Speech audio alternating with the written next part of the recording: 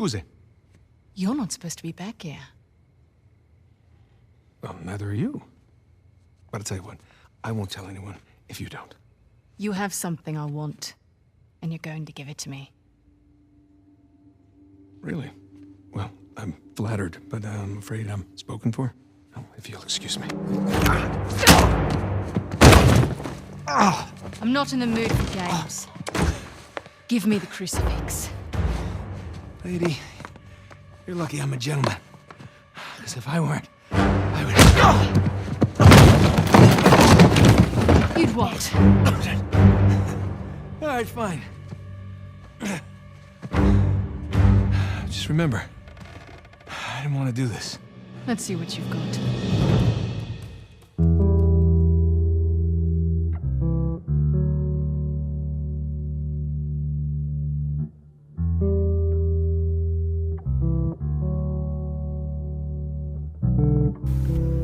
Every day in life, we are physically active and unaware of how we are really physically competing in life.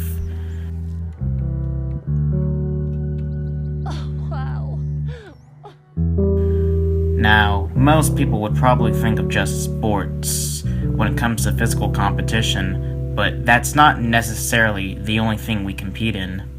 Remember that competition is the act to strive for gaining or winning something by the means of defeating others who are trying to do the same. Take a look around yourself and ask, what do you see most people doing in their everyday life? Some people drive, work out, go shopping, or play video games. Now, what do those have to do with physical competition? Well, physical competition is anything that involves any physical activity in order to acquire something. Some examples are first come first serve situations, driving on the road to beat traffic or avoid getting into an accident, or fast reflexes on your fingers while playing video games. Now, let's get into more detail of those examples. Imagine that some tickets are being sold for an important event, and that many people want to buy them. Because there are only a limited amount of seats available, not everyone can purchase a ticket, even though they have the money. In this case, whoever is the first to physically arrive to the ticket booth will be the ones that will be able to purchase a ticket. Some people who want that ticket bad enough will camp by the booth in order to beat others to it. This would be an example of a first come and first served situation, and would also apply to someone looking for a parking spot for their car.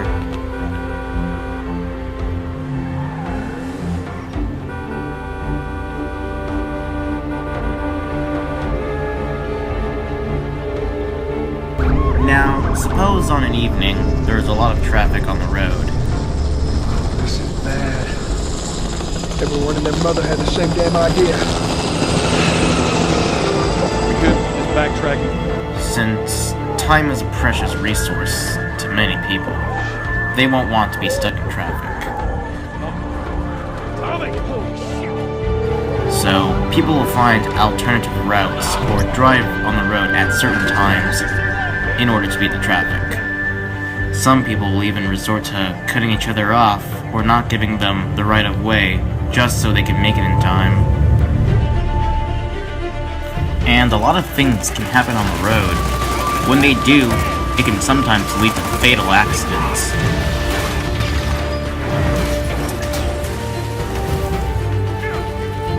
Which is why people will prefer to be on safer routes or empty lanes. So this is why driving for most people is really stressful and intense, because of how competitive it is on the road.